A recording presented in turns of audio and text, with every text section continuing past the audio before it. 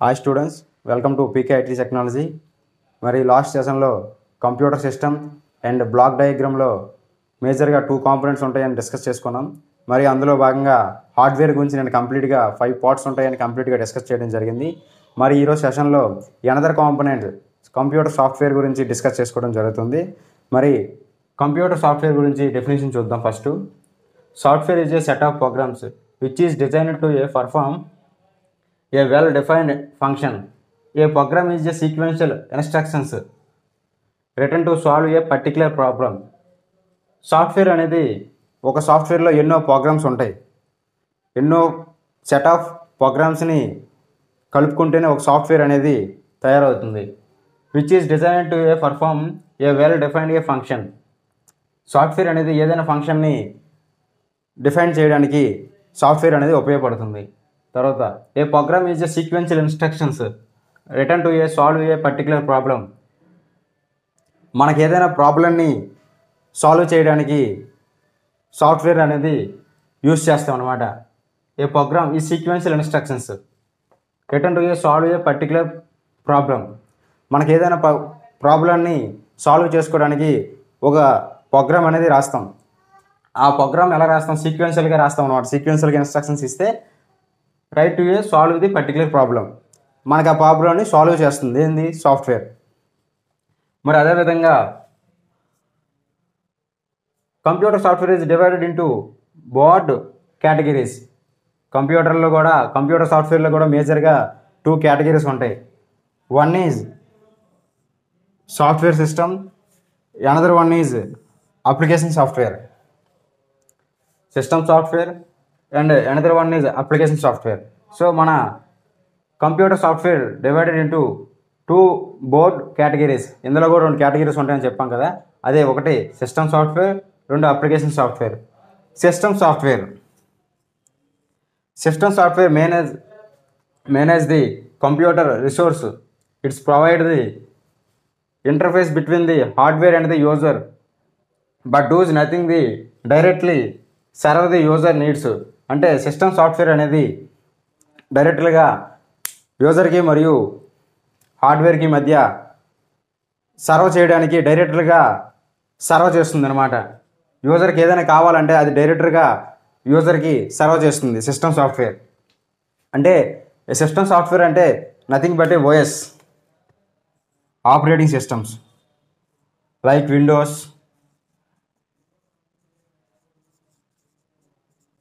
Linux,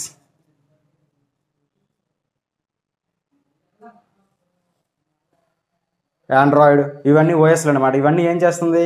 హార్డ్వేర్కి మనకి మధ్యన interface, హార్డ్వేర్కి మనకి మధ్యన ఇంటర్ఫేస్ ఏముంటుంది? ఓఎస్ అనేది మనకు డైరెక్టర్గా మనకు కావాల్సిన నీడ్స్ని డైరెక్టర్గా అందజేస్తుంది అనమాట. అదే అంటున్నాను ఇక్కడ. System software manage the computers resource. అది కంప్యూటర్ మొత్తానికి రిసోర్స్ని పాస్ చేస్తుంది. అంటే కంప్యూటర్ మొత్తానికి కూడా ఏ భాగానికి ఏది పనిచేయాలనేది రిసోర్సెస్ మొత్తం సిస్టమ్ సాఫ్ట్వేర్ ఓఎస్లోనే ఉంటుందన్నమాట. అంటే ఆ రెస్పాన్సిబిలిటీ మొత్తం మన సిస్టమ్ సాఫ్ట్వేర్ తీసుకుంటుంది. It's provide the interface between the hardware and the user. OS అనేది హార్డ్వేర్కి యూజర్కి అంటే కంప్యూటర్కి మనకి మధ్య ఉంటుందన్నమాట. But does nothing the directly serve the user needs. యూజర్కి ఏం కావాలనేది డైరెక్టర్గా సర్వ్ చేస్తుంది అనమాట. మరి ఇప్పుడు అప్లికేషన్ సాఫ్ట్వేర్ గురించి తెలుసుకుందాం. సేమ్ ఇది కూడా అంతే. Application software on the other hand ఇది ఇంకో విధంగా మనకి యూజర్కి హెల్ప్ చేస్తుంది అనమాట. అదర్ హ్యాండ్ అంటే ఓఎస్లా కాకుండా it is directly responsible for the helping user solve their problems. యూజర్కి ఏదైనా ప్రాబ్లమ్స్ కావాలంటే ఇది డైరెక్టర్గా హెల్ప్ చేస్తుంది అప్లికేషన్ సాఫ్ట్వేర్ అనేది. అప్లికేషన్ సాఫ్ట్వేర్ అనేది ఇంకేం లేదు. ఏవైనా యాప్స్ అనేవి అప్లికేషన్ ఉంటుంది కదా. మనం ఏదైనా అందులో మనకి ఏదైనా కావాలనుకుంటే అప్లికేషన్ సాఫ్ట్వేర్లో మనకు డైరెక్టర్గా అవుట్పుట్ ఇచ్చేస్తుంది కదా. దాన్ని అప్లికేషన్ సాఫ్ట్వేర్ అంటారు.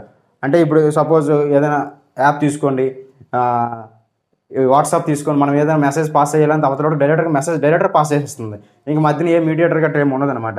సో అదే ఇక్కడ application software on the other hand is directly responsible for the helping user solve their problems. యూజర్కి ఏదైనా ప్రాబ్లం ఉంటే అది డైరెక్టర్గా సాల్వ్ చేసింది అనమాట application software.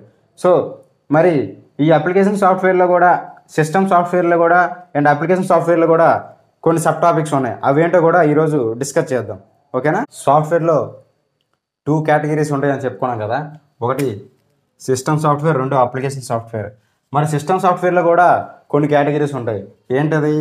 Operating systems and system support and system development. And application సాఫ్ట్వేర్లో కూడా జనరల్ పర్పస్ ఒకటి అండ్ అప్లికేషన్ స్పెసిఫిక్ ఒకటి. సో వీటి గురించి కూడా ఇప్పుడు మనం కంప్లీట్గా డిస్కస్ చేద్దాం. ఆపరేటింగ్ సిస్టమ్ అంటే nothing but OS, Android, Windows, Linux operating systems గురించి. సిస్టమ్ సపోర్ట్ అంటే సిస్టంలో ఉన్న ప్రోగ్రామ్స్ని సెక్యూర్ అండ్ భద్రత కలిగించడానికి ఈ సిస్టమ్ సపోర్ట్ అనేది ఉపయోగపడుతుంది.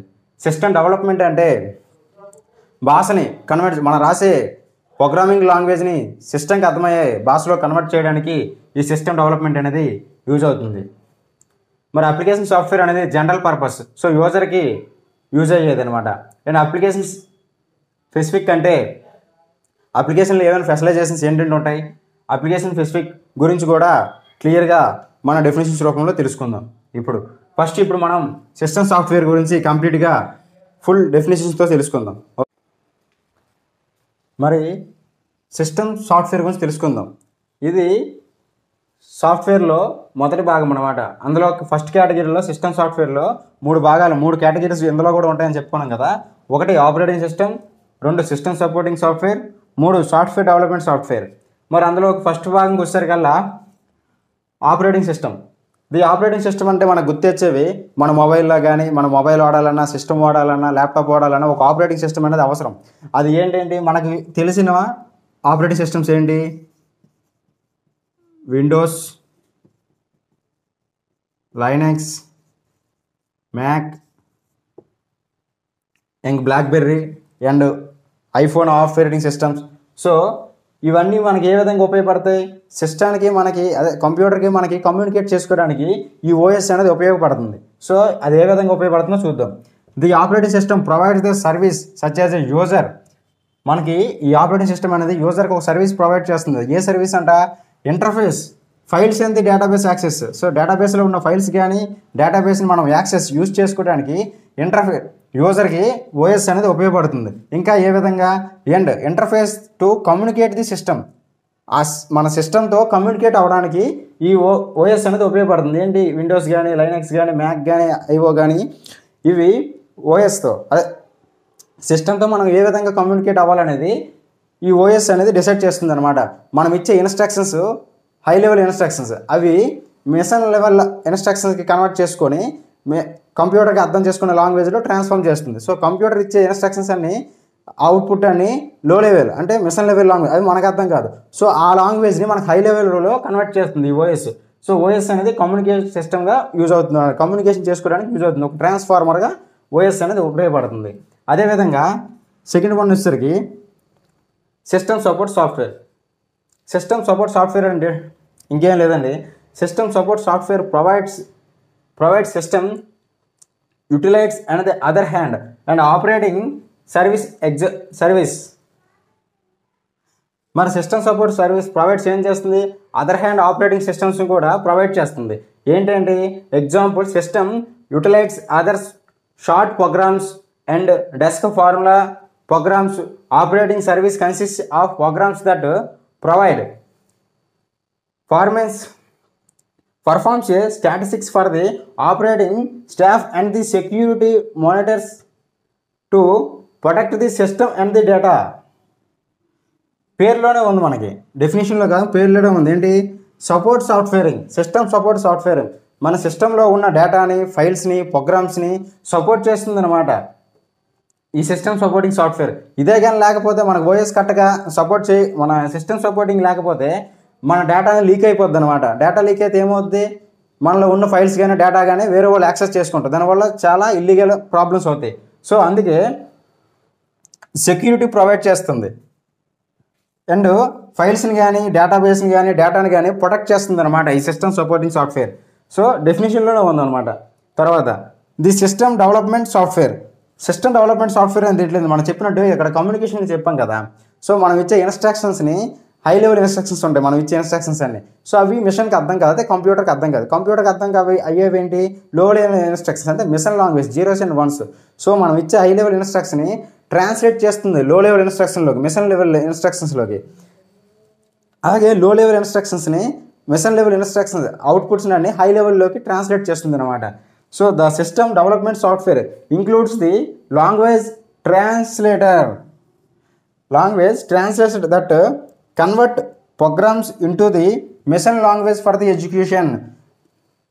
మిషన్ లాంగ్వేజ్ ఎగ్జిక్యూషన్ చేయడానికి, ప్రోగ్రామ్స్ని ఎగ్జిక్యూట్ చేయడానికి, మిషన్ లెవెల్లో లాంగ్వేజ్కి కన్వర్ట్ చేయడానికి, ప్రోగ్రామ్స్ని ఎగ్జిక్యూట్ చేయడానికి ది సిస్టమ్ డెవలప్మెంట్ సాఫ్ట్వేర్ అనేది యూజ్ అవుతుంది అనమాట. సో మనం ప్రోగ్రామ్ రాస్తాం, దాన్ని ఎగ్జిక్యూట్ చేయాలంటే మిషన్కి అందించాలి. ఎగ్జిక్యూట్ చేయడానికి మిషన్ లెవెల్ లాంగ్వేజ్ కన్వర్ట్ చేయాలంటే ఎగ్జిక్యూట్ అవ్వాలి. ఎగ్జిక్యూట్ అవ్వడానికి ఆ మిషన్ లెవెల్ లాంగ్వేజ్లో కన్వర్ట్ చేయడానికి ఉపయోగపడుతుంది అనమాట సిస్టమ్ డెవలప్మెంట్ సాఫ్ట్వేర్ అనేది. ఇంక్లూడ్స్ ది లాంగ్వేజ్ ట్రాన్స్లేటర్ అంటే లాంగ్వేజ్ మనకు చాలా లాంగ్వేజ్లు ఉన్నాయి, సి లాంగ్వేజ్, జావా, పైథాన్, ఇవన్నీ హై లెవెల్ లాంగ్వేజెస్ అనమాట. That convert the programs into the machine level language execution చేసేటప్పుడు ఈ హై లెవెల్ లాంగ్వేజ్లన్నీ మిషన్ లెవెల్ లాంగ్వేజ్లోకి కన్వర్ట్ చేయడానికి ఇది ఉపయోగపడుతుంది అనమాట. ఇప్పుడు సో మనకు సిస్టమ్ సాఫ్ట్వేర్ గురించి అయిపోయింది. ఇప్పుడు మనకు ఉండేది ఏంటి, అప్లికేషన్ సాఫ్ట్వేర్.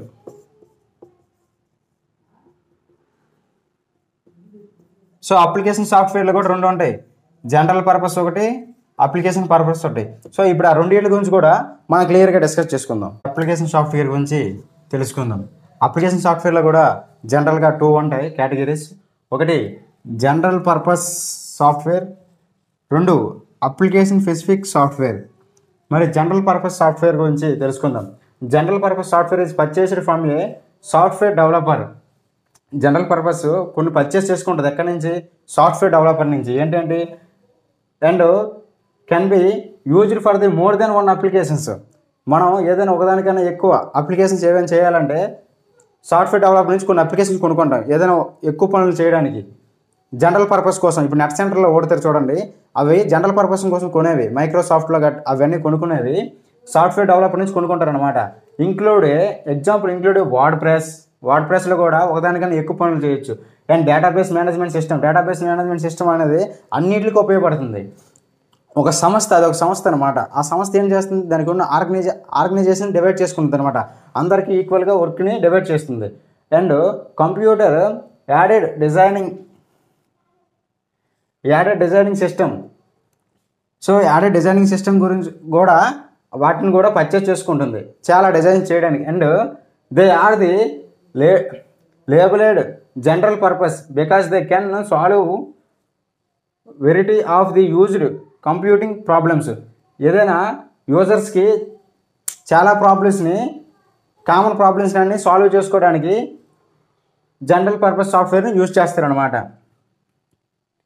తర్వాత అప్లికేషన్ స్పెసిఫిక్ సాఫ్ట్వేర్ అంటే ఏంటంటే they can be used only for the task which they were designed that cannot be used for the other general purpose. ఇప్పుడు అప్లికేషన్ స్పెసిఫిక్ సాఫ్ట్వేర్ అంటే ఏంటలేదు, మనం ఏ పని కోసం అయితే ఆ సాఫ్ట్వేర్ని యూజ్ చేస్తున్నాం ఆ పని కోసం మాత్రమే ఆ అప్లికేషన్ యూజ్ అవుతుంది అనమాట. జనరల్గా ఇప్పుడు అకౌంటెంట్స్ ఉంటారు, అకౌంటెంట్స్ ఒక లెడ్జర్ క్రియేట్ చేస్తారు. ఆ లెడ్జర్ దేనికి క్రియేట్ చేస్తారు, అవతల అకౌంటెంట్కి సంబంధించి క్యాష్ అయితే క్యాష్ అండ్ విత్డ్రా అయితే విత్డ్రా అండ్ క్యాష్ ఎంత ఉందనేసి ఒక లెడ్జర్ క్రియేట్ చేసుకుంటారు కదా. అక్కడ డెవలపర్ కూడా దానికోసం మాత్రమే ఆ లెడ్జర్ క్రియేట్ చేయబడ్డది అనేసి డెవలపర్ కూడా దానికోసమే ఆ లెడ్జర్ ఇచ్చాడు అనేసి ఫిక్స్ అవుతుంది అనమాట. ఇంకే పని అందులో చేయడానికి లేదు. ఇప్పుడు క్యాష్లో ఎంత అమౌంట్ ఉంది అనేది ఫిక్స్డ్ అమౌంట్, క్యాష్ అనేసరికి ఓన్లీ అమౌంటే, ఇంకా అందులోన లేబిలిటీస్ లోన్స్ అవి యాడ్ అవ్వవు, ఓన్లీ క్యాష్. ఇప్పుడు ప్రాపర్టీలోన క్యాష్ యాడ్ అవ్వదు. సో అలాగా ఒక లెడ్జర్ క్రియేట్ చేసామంటే అకౌంటెంట్ అది ఫిక్స్ అనమాట, ఆ పని కోసం తప్ప ఇంక దేనికోసం యూజ్ చేయబడదు.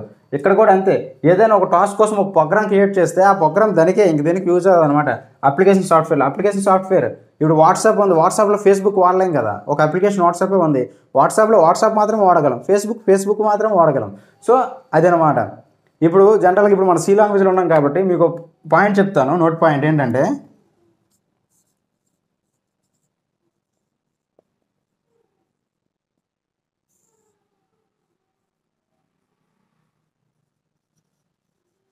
C language is used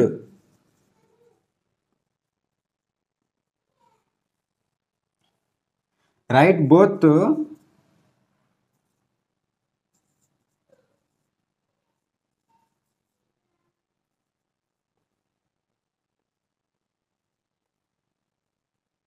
system software and application software.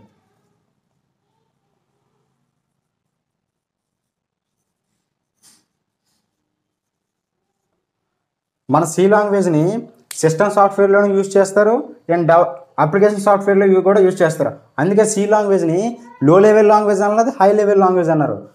Only middle level language. Middle level language అంటే ఇక సిస్టమ్ సాఫ్ట్వేర్లు అంటే సి లాంగ్వేజ్ని ఎందులో ఉపయోగించారు? ఓఎస్లో ఉపయోగించారు, విండోస్లో ఉపయోగించారు, లైనక్స్లో ఉపయోగించారు. ఈ సి లాంగ్వేజ్ని ఉపయోగించి సిస్టమ్ సాఫ్ట్వేర్ అనేసరికి ఓఎస్ఏ కదా, ఆపరేటింగ్ సిస్టమ్స్. ఇవన్నీ కూడా సి లాంగ్వేజ్ని ఉపయోగించే డెవలప్ చేశారు. ఓఎస్లో నేను లైనక్స్, విండోస్, మ్యాక్ ఇవన్నీ కూడా సి లాంగ్వేజ్ని ఉపయోగించి డెవలప్ చేశారు. తర్వాత ఇప్పుడు అప్లికేషన్ సాఫ్ట్వేర్కి వచ్చేసరికల్లా అప్లికేషన్ సాఫ్ట్వేర్ అందుకే ఇప్పుడు జనరల్గా మన ఫోన్లో వాడేదేంటి? గూగుల్ క్రోమ్ కూడా సి లాంగ్వేజ్ని బట్టే సి లాంగ్వేజ్ని ఉపయోగించి డెవలప్ చేశారు. అంటే అప్లికేషన్లో కూడా యూజ్ చేశారు. అందుకే సి లాంగ్వేజ్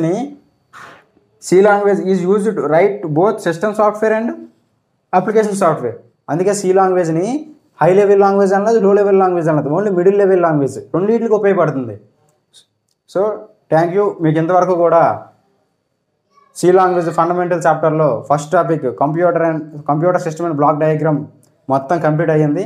సో ఇంతవరకు కూడా మన క్లాస్ మీకు వర్త్ అనిపిస్తే మన ఛానల్ని సబ్స్క్రైబ్ చేసుకొని మీకు ఏమైనా డౌట్స్ ఉంటే క్లారిఫై చేయడం కోసం కామెంట్లో తెలియజేస్తారని కోరుతున్నా. అదేవిధంగా మన ఛానల్లో ఏం పెట్టినా సరే నోటిఫికేషన్ రూపంలో రావడానికి పక్కనే ఉన్న బెల్ ఐకాన్ కూడా క్లిక్ చేసుకుంటారు. అదేవిధంగా మన ఛానల్ గురించి మీ 10th class, intermediate, degree and BTech స్టూడెంట్స్కి కూడా రెఫర్ చేస్తారని తెలియజేస్తున్నా. Thank you one and all.